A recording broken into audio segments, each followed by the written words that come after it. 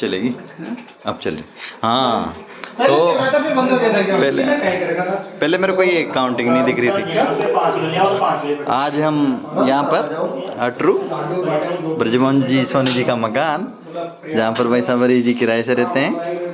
तो ऐसे ही दाल बाटी का प्रोग्राम। भाई साहब ये स्पेशल डिश है, ये है हाड़ौती की स्पेशल है।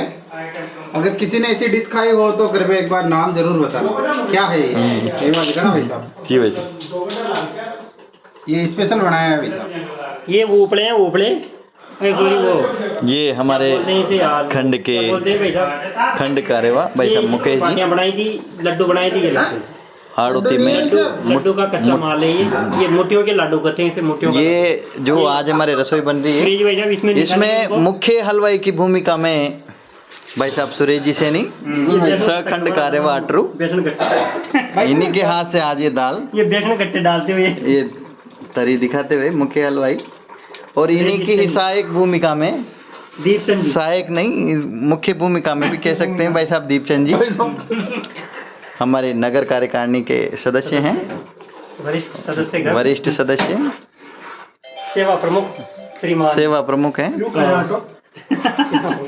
और ये हमारे ये हेमंत जी भाई साहब हैं। जी भाई साहब, इनको छोटी छोटी चीजों का विशेष ध्यान रहता है, तो ये आटा निकालना है। तो इनको फ्रिज में आटा दिख गया यार, तो दिखाओ आटे के क्या क्या नुकसान है, फ्रिज में आटा क्यों नहीं रखना चाहिए हमारे डॉक्टर साहब हेमंत जी भाई साहब? मैं कहीं पढ़ा था कि अगर आप आटे को रात को रख लेते हो और सुबह अगर उसको बनाते हो तो वास्तु के हिसाब से भी गलत है और शास्त्र के हिसाब से गलत है, क्योंकि ये जब तक इसकी रोटी नहीं बनती एक तरह से पिंड का रूप हो जाता है। शॉर्ट में बताया जाए, और रात में जब इसको रखते हैं तो ये पिंड का रूप हो जाता है, तो भूत प्रेत आके इसको खाते हैं।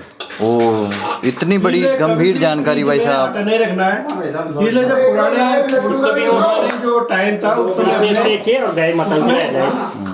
आटा नहीं रखते थे। अब उस आटे का क्या उपयोग किया जा रहा है हमारे खंड का रेवा जी मुकेश जी भाई साहब द्वारा? मछली को खिला सकते हो आप, और रोटी बना के उस आटे की चपाती बना के गौ माताओं को खिलाई जाएगी। बिल्कुल बिल्कुल। इसमें आलस भी नहीं आते हैं, नहीं आते बिल्कुल जल्दी से ये आटा आ सकते हैं। इधर वो क्या खिड़की तो खुल रही है तो आलस आ जाए। नहीं अब वो बाहर का गेट लग रहा है। हाँ ठीक। आलस्य को छोड़ते हुए और ये गौ माता के लिए 15-20 मिनट यार। धनिया दाल में धनिया बाकी रह गया है, जिसकी पूर्ति हमारे सुरेश जी भाई साहब कर रहे हैं, और इधर टीकम जी भाई साहब अकेले ही लड्डुओं से लड़ाई कर रहे हैं। हमारे टीकम जी भाई साहब लड्डू कंप्लीट हो गए, लड्डू कंप्लीट होने की दिशा में बताया जा रहे हैं। चकाचक लड्डू भाई साहब टीकम जी, ऑटो पार्ट्स की दुकान है इनकी, टीकम ऑटो पार्ट्स के नाम से, सालपुरा रोड पर आप इनसे संपर्क कर सकते हैं। लड्डू खाओ। लड्डुओं के साथ साथ ऑटो पार्ट्स चलते हैं। अगर आपको लेने हैं तो अटरू सालपुरा रोड पर बजाज शोरूम के पास इनकी दुकान है, भाई साहब से मिलिए। ये भाई साहब हमारे हेमंत जी हैं, हेमंत जी जांगीर, वरिष्ठ नेत्र चिकित्सक हैं, अटरू हॉस्पिटल में सेवाएं देते हैं। साथ में इनका प्यार है हरी जी भाई साहब का, और प्यार स्नेह की सभीभूत होकर आज हम सभी संघ के कार्यकर्ता बंधु भाई साहब क्या हरी जी भाई साहब क्या ये सुनहरा अवसर मिला है दाल बाटी लड्डू का। अगर किसी बंधु को चश्मा बनवाना है, नंबर वाला सादा जैसा भी चश्मा, तो भाई साहब का क्लिनिक भी अपना शिव क्लिनिक के नाम से आप संपर्क, मंदिर के पास में, फूल देवरा मंदिर के पास में इनका एड्रेस बताया भाई साहब ने। मोतियाबिंद, काला पानी, आग में कोई कंकर गिर जाए उसके सबकी जांच होती है। बहुत ही ये संगठन निःशुल्क जांच होती है। अच्छा, एक दुकान और है वहाँ पर भी बहुत सारी निःशुल्क चीजें हैं।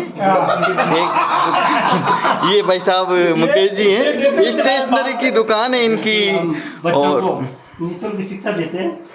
निःशुल्क शिक्षा के साथ साथ अभी वो सब बच्चों का निःशुल्क प्रारंभ करते हैं। स्टेशनरी के सामान भी कैसे मिलते हैं भाई साहब? वाजिब दाम पे मिलते हैं। अजीब दाम पे मिलते हैं, अच्छी बात है भाई साहब। सभी प्रकार की स्टेशनरी उपलब्ध है। दीप जी भाई साहब से आज्ञा चाहूंगा मैं, क्या हलवाई